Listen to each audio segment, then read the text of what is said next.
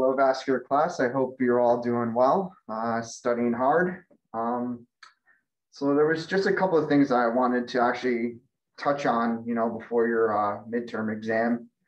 I'm not sure if I went into these like on the first day of our lectures, but there's a condition I want to go over called May-Thurner syndrome. So with this condition, this refers to compression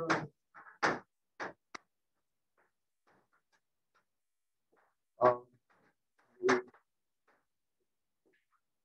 left common iliac vein by the right common iliac artery.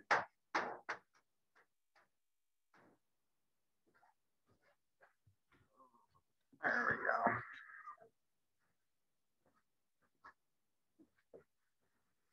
go. So this condition can be seen. I actually have this little anatomy diagram here. So if you kind of visualize it, I'll lower this down. There we go. So you have your aorta running here on the left side, IVC on the right side. So in normal anatomy, when you get down to that bifurcation of the aorta into your common iliacs, the right common iliac is actually going to cross over the left common iliac vein. So the right common, I apologize. Yes, the right common iliac artery crosses over the left common iliac vein. So when that artery crosses over, there sometimes can be compression of that vein by the artery, which can lead to several different things.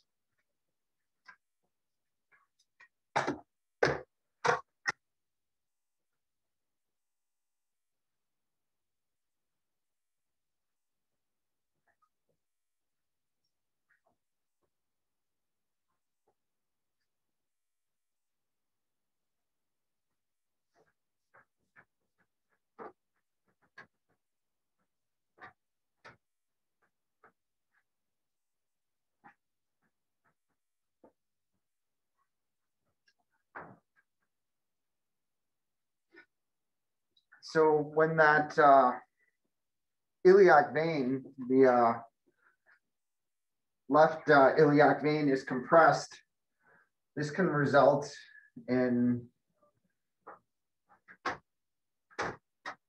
venous hypertension.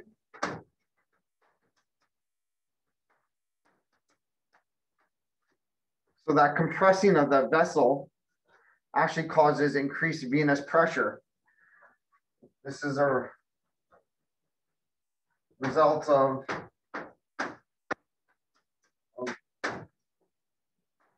venous flow being impeded.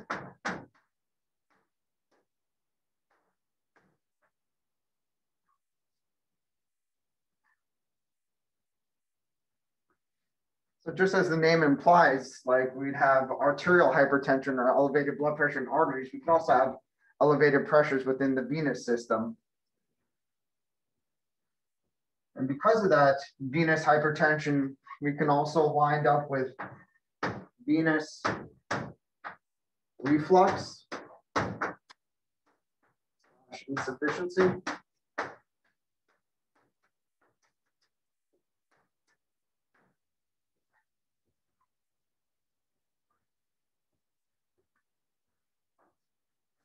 And May-Thurner syndrome can also result in development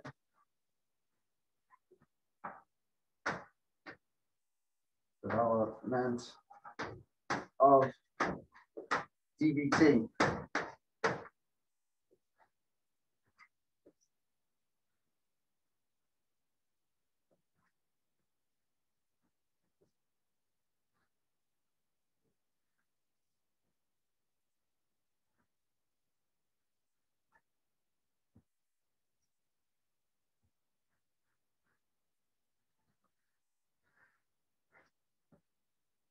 So this condition kind of falls under that criteria of stasis if we were to put it under Virchow's triad. So this would be, you know, extrinsic,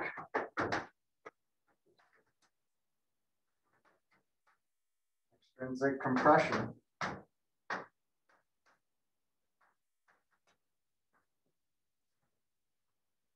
That's an example of extrinsic compression, which would cause stasis.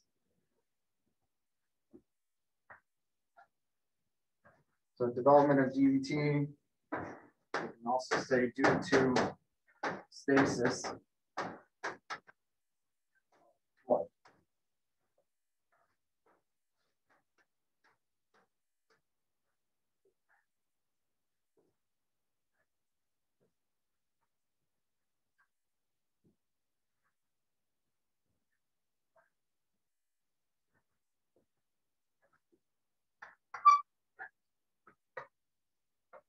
So if you go back to your diagram too, you can also see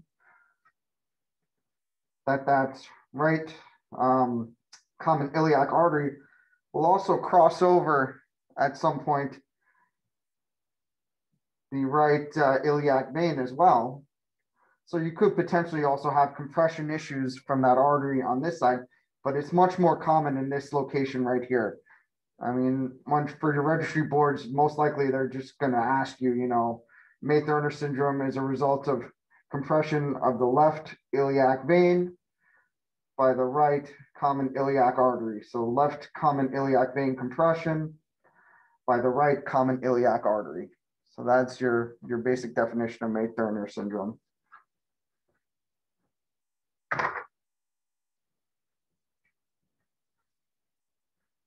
The reason I bring this up is because I want to go a little bit over some venous waveforms, just so you all become more familiar. And some of the terms that we use to describe these venous waveforms.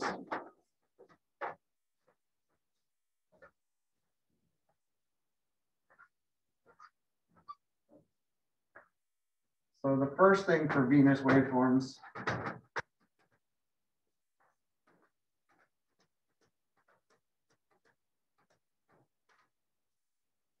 first criteria that we kind of look at is something called phasicity.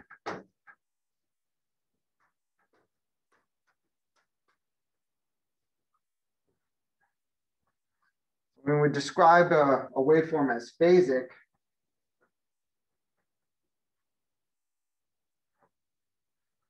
you look for small changes in direction of the blood flow. I want to say changes, but like kind of like an undulation. So I think of these as kind of like your rolling hills when I look at something that appears phasic. So if this is our baseline, you know, we'll have rolling hills. So this is a nice phasic waveform following the breathing. Comes up to baseline, drops back down.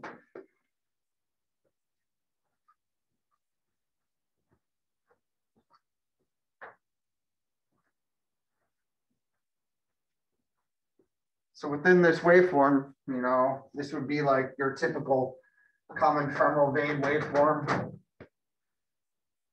where we see our respiratory variations. So with inspiration, you get that momentary pause. So this would be, you know, your inspiration.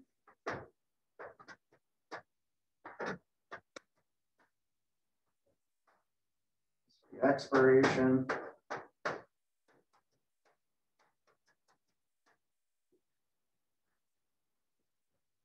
that's your nice, normal, healthy, phasic venous waveform. This would be normal.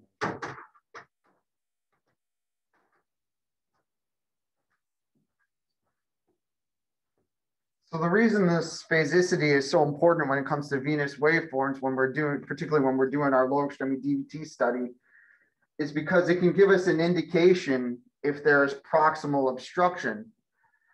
So if we lose this phasicity, and we now have a waveform that kind of looks like that, that's pretty flat. This now is referred to as monophasic.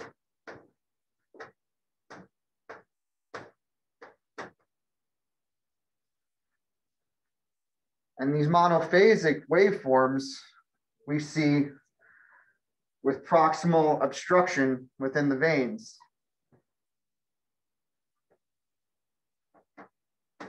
So CFV abnormal.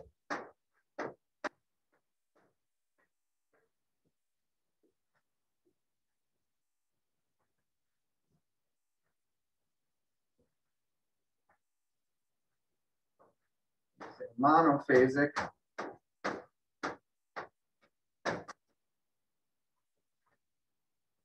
Waveform.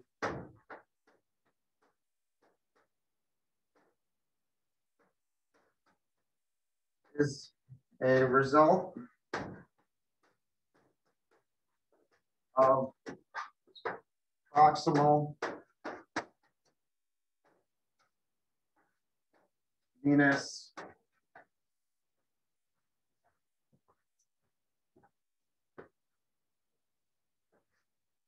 obstruction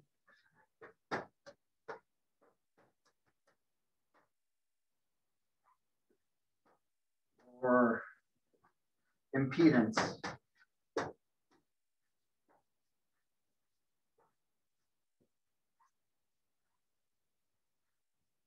So something upstream is blocking the blood flow. And the way we can tell that is with this monophasic waveform and the loss of this respiratory variation. So we're losing the influence of the lungs and the breathing because there's something upstream that's blocking that blood flow from getting that influence of the lungs.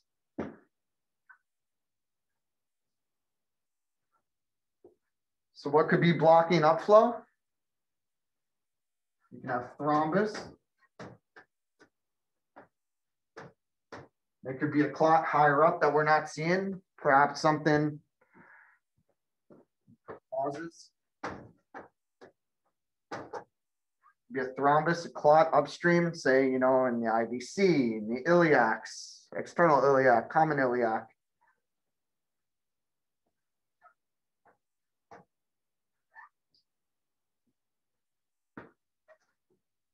Could be a result of compression of vessel.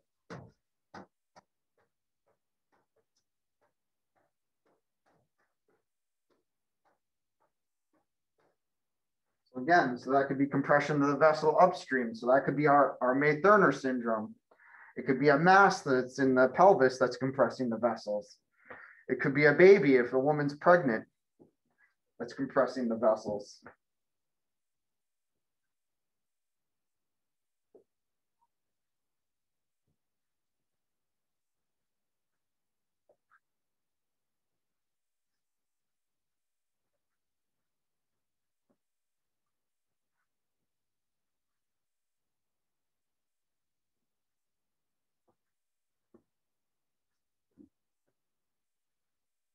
Or you could just simply have a narrowing of vessel. So there could be a malformation of the vein that's causing a stricture higher up.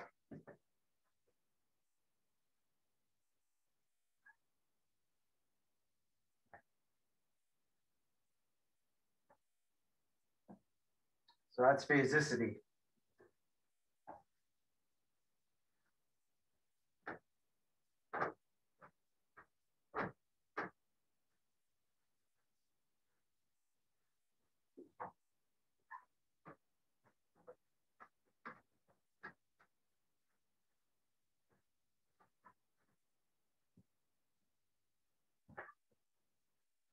Another term that we can use with veins would also be pulsatility.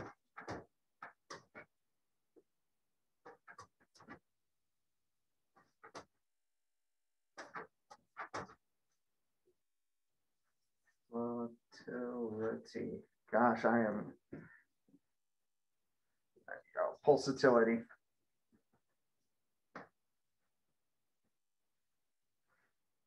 So when we see pulsatility with veins, our waveform is going to look something like this. So instead of nice rolling hills, you're going to have these V's.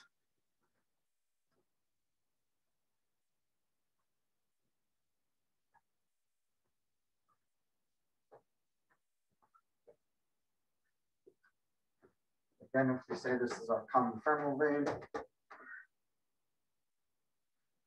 So a pulsatile waveform is also abnormal.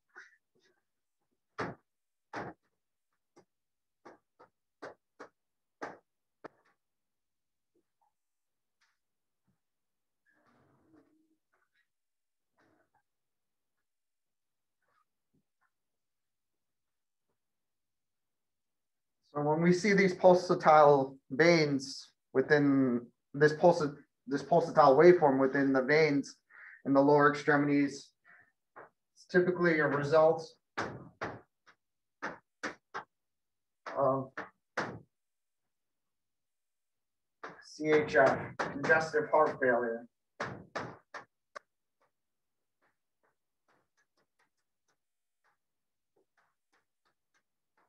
Heart failure.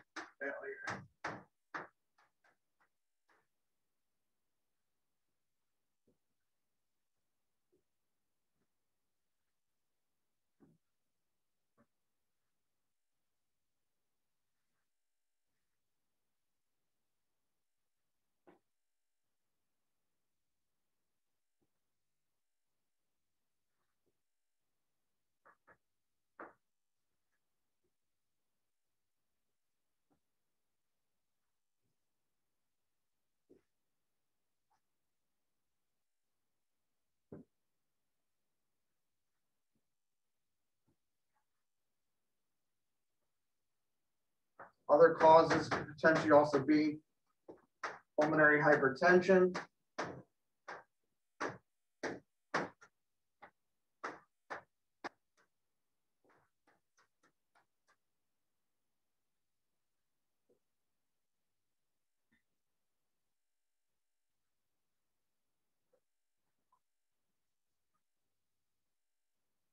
or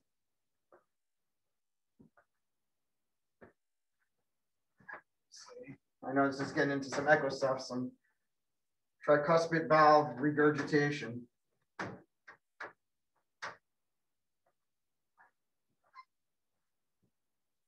Typically, in terms of the vascular registry, that's going to be your number one cause, your main reason. If you get into your head, pulsatility is a result of congestive heart failure, and recognizing what a pulsatile waveform is going to look like.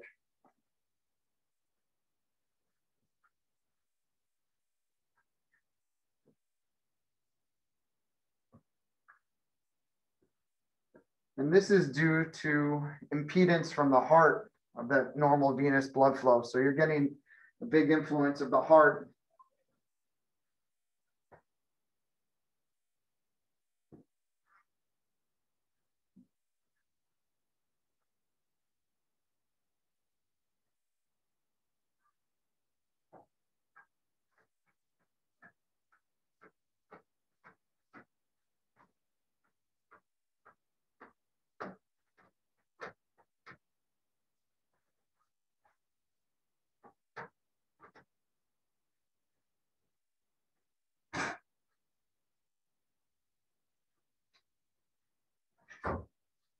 And you also have something called spontaneous flow.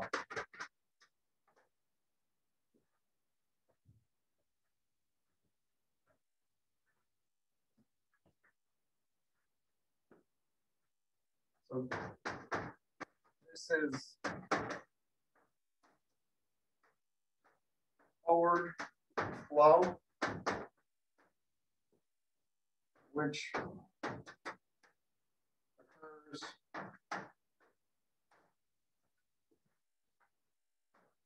on its own.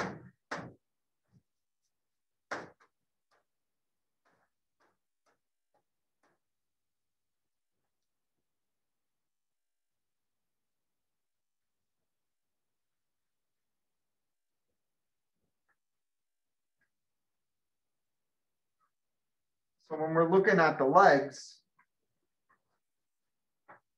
we should see spontaneous flow.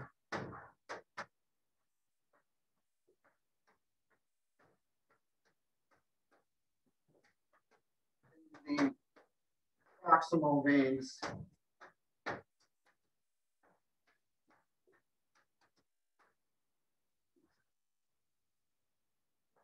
So, in a common femoral, proximal femoral,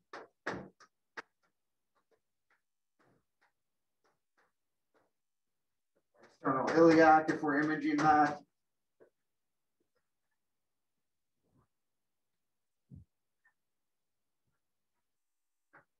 And anything above that level, like common iliacs, IVC, all these should have spontaneous flow.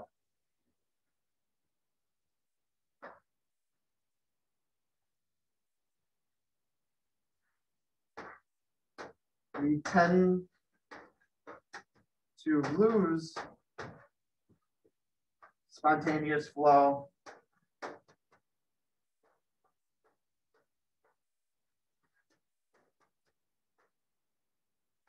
the more distal you get from heart and lungs.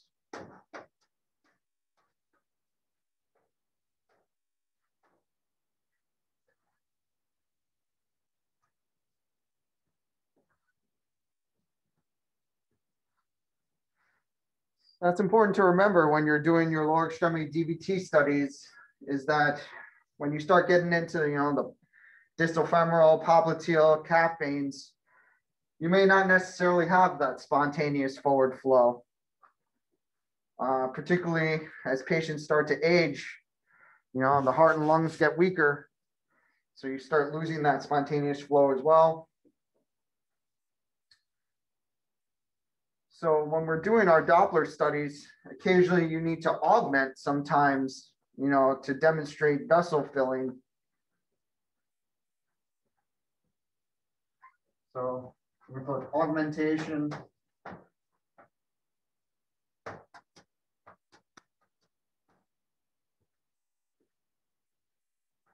Is sometimes needed.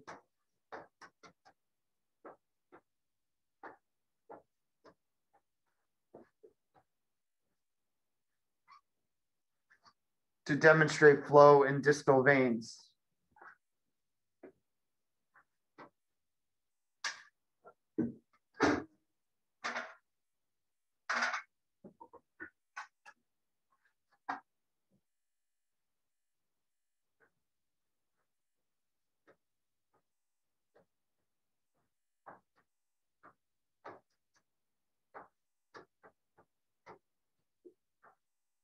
Need to demonstrate flow.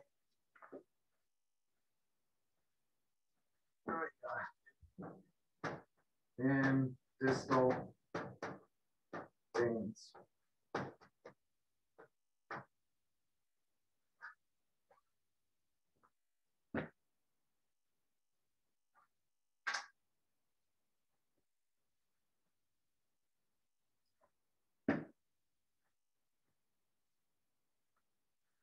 All right, so just a little something I wanted to add to you as you're all doing your studying. So good luck with everything. And if anyone has any questions while you're studying, feel free to email me, send me a message. I'll try and get back to you as soon as we can, Good luck tomorrow.